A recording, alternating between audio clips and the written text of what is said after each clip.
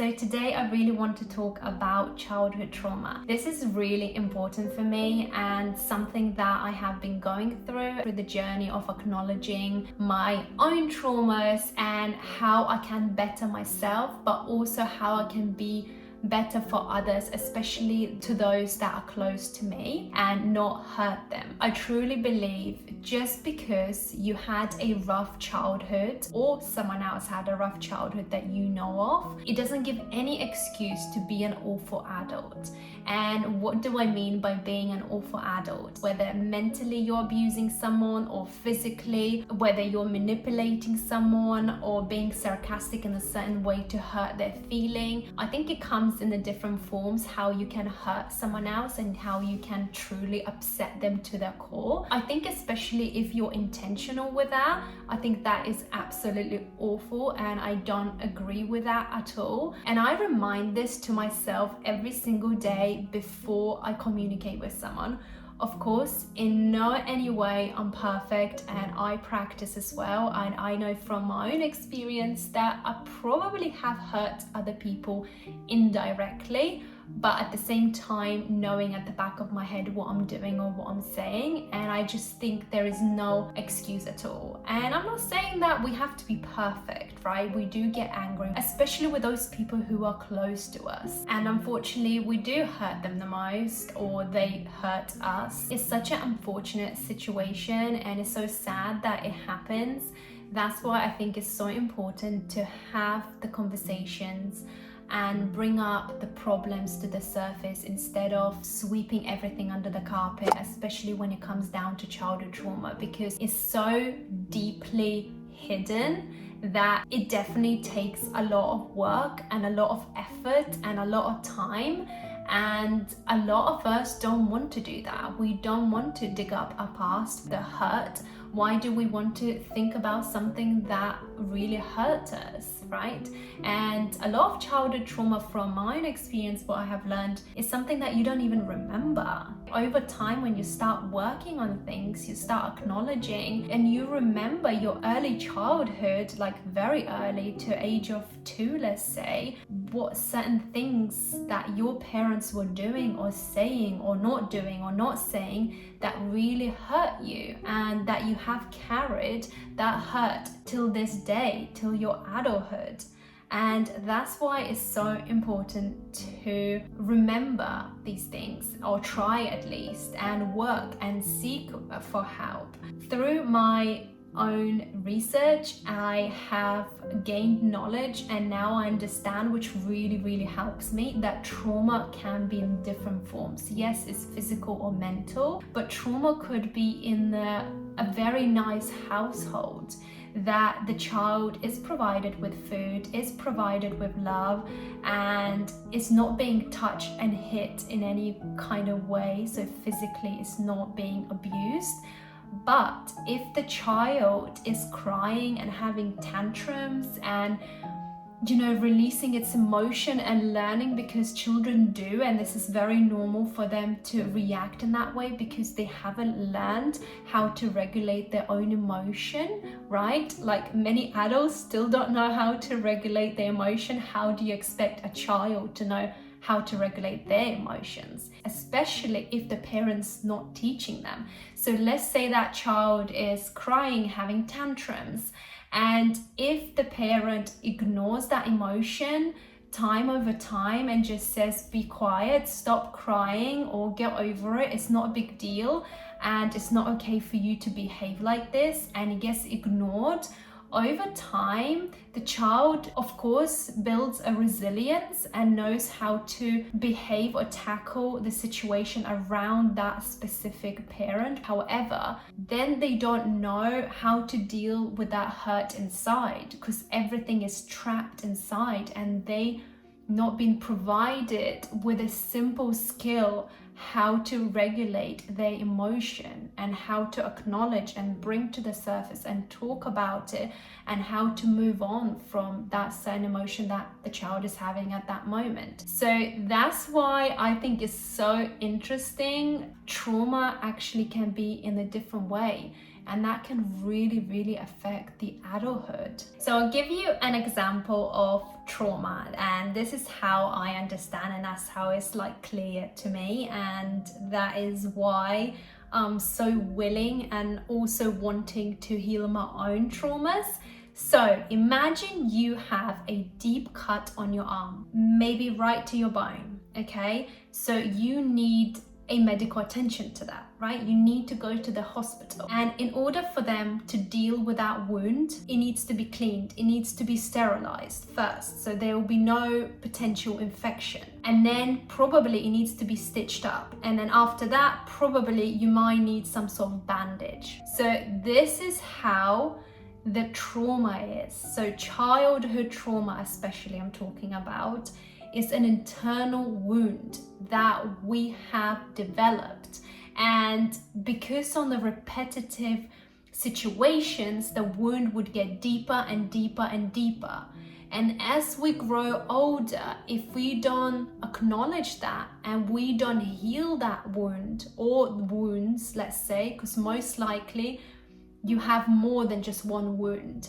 And if you haven't dealt with that, it's going to hurt you more and more when you're an adult. So if you don't heal the wound, it gets infected, it gets spread. And that's how we react to others. That's how our wounds get triggered. You probably heard time over time, or even yourself, you probably say, oh, you got so angry and so annoyed at that person. And someone else would be like, why did you? Because it triggered me. It really triggered me. I'm not really sure why, but it really triggered me. And I just lashed out.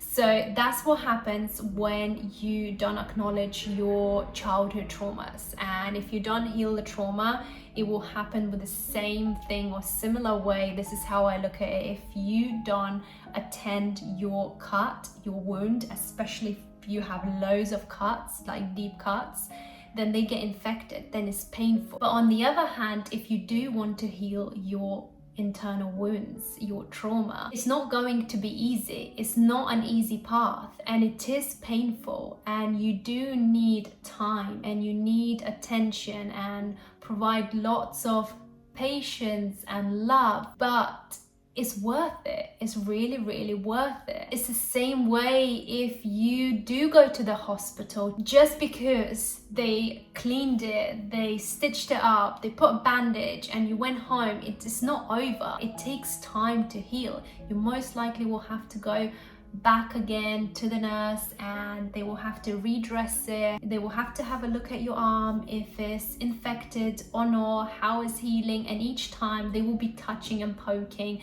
and doing whatever necessary needs to be doing, and it's going to be uncomfortable and it's going to be painful. And most likely each time you go, let's say, to your GP practice, you're going to feel a bit anxious, and you will remember how painful it was first time when they redressed your wound, and you would not want to.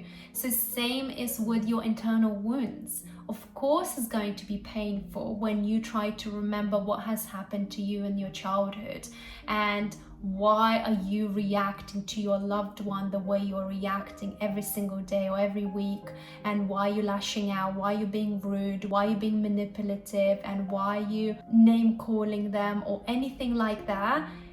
You have to refer to your wound, and you have to understand where the wound is and start healing. And each time you touch that wound, it's going to be uncomfortable, but it's going to be worth it. There is no secret that childhood trauma leaves scars, and it can lead to certain bad behaviors in your adulthood. It does not give excuse, like I said at the beginning, to be awful with someone else and behave and make certain life choices that you will hurt someone else, because that is just so unfair. Okay, so I do have actionable steps that you can start from today, and even if not for yourself, maybe you can give the same advice to someone that you know that they're going through childhood trauma, or maybe certain behaviors, or they're losing control in their life and they want to better themselves and find themselves and start healing, because self-cultivation is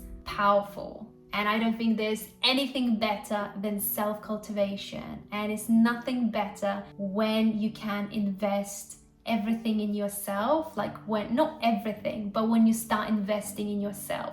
Because when you start investing in yourself, everything else starts falling into places. So the first thing that you can do is do your own research. That's what I did. Do your own research, understand what trauma is, understand how you can heal, etc. And maybe start looking into your past. Even though if it's painful, start step by step. Maybe there's certain behaviors that you're doing. Maybe just concentrate on one and understand why it's triggering by other people. Then understanding that, you can dig into your past and maybe think, is it something that is relatable to my childhood, that something was happening with that situation, that's why I am reacting in a certain way. And by starting that, then when you understand, you start nurturing that wound. That is the start. You start cleaning that wound, so there will be no infection. So before you do stitching, you clean the wound, and this would be your starter. And I think you don't need to jump from one step to another step. You can just do that. Of course, if you can get therapists that focus on trauma, especially childhood trauma, then of course go seek for help, seek for professional help. That I think your money will be invested well. I do believe in therapists. I haven't got one, but it's something that I definitely thinking of, and I think is so important. It's like when you go to the gym, you pay for membership. It might be a bit cheaper than the therapist, but you pay for membership to exercise, and maybe you get a personal trainer. So same is for your mind. You can pay a membership, your mind gets trained and healed, and you can get to your goals that you want within your mind. Same as like for your body. So therapist, I think, is great if you can. If you can't, that's fine. It doesn't mean you can't heal your trauma. You can start by researching, like I said. So let's touch a little bit about self-awareness of my actions. So being aware of what I do and what I say. So even sometimes it's not necessary that you're being awful to someone else, but maybe you're tolerating certain behaviors in your life, and that is to do with your childhood trauma, and that is hurting you very much. And maybe that hurt, then you're starting to project on someone else. So I think it's also important to acknowledge that you don't want to be nasty to yourself, and you don't want to be an awful adult to yourself. You have to love yourself and acknowledge your needs and acknowledge your emotions and where those emotions are coming from. And I think that is so important, because by doing that, you will feel happier, you will feel better, you'll be more at peace, but also you will draw boundaries in your life. Because until certain traumas, those internal wounds, if they're not healed, it's so hard to have boundaries. It's so hard to walk around happy and also maybe even achieve certain things in your life, because that becomes a barrier. It's too painful, and it holds you back from your higher potential, that you could become even better than what you are today. Don't forget that you have power of choice, okay? We all have that power within, and I truly believe. So even though you did not control your childhood, you can control your adulthood, how you behave and how you respond to others. The power is within you. That's why I think there is no excuse. Maybe you have no choice and things happen in your life and the events happen. Yes, you have no control over others, and I have mentioned this in my previous videos, that you cannot control others, but you can control how you can respond to those events. You can control your behavior, and this is the powerful thing. When you shift that mindset, everything else will shift around you. Everything else will change, and you will attract different behaviors from other people and different events. Next one, learning how to regulate your emotions. So learn how to react in a different way than what you have been reacting in certain situations, and how not to lash out on others and be so angry and being mouthy and calling someone different names, etc. It depends how you react, or maybe someone else how reacts, and you can give them advice. Another tip, building healthy habits. So even though you might think it's not relatable to trauma, but building healthy habits every single day and looking at your routine, what you do day-to-day basis, will help you to acknowledge your inner hurts. It's very important to build healthy habits, and of course, like exercising, eating good food, and practicing gratitude and journaling. And journaling is actually really good. Jotting all your ideas and all the things that you are thinking in your head, and in that way you can be your own therapist. You can write all your emotions and how you are feeling at that moment, and honestly just feel so much better than keeping it all inside your head and putting on a piece of paper.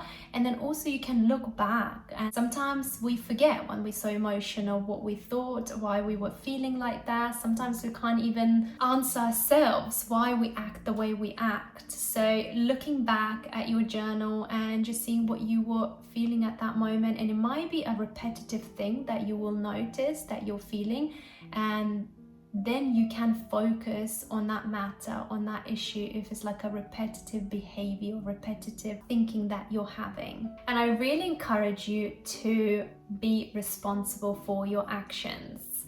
And I know it's easier said than done, and a lot of times it's just easier to blame someone else, right, for our actions.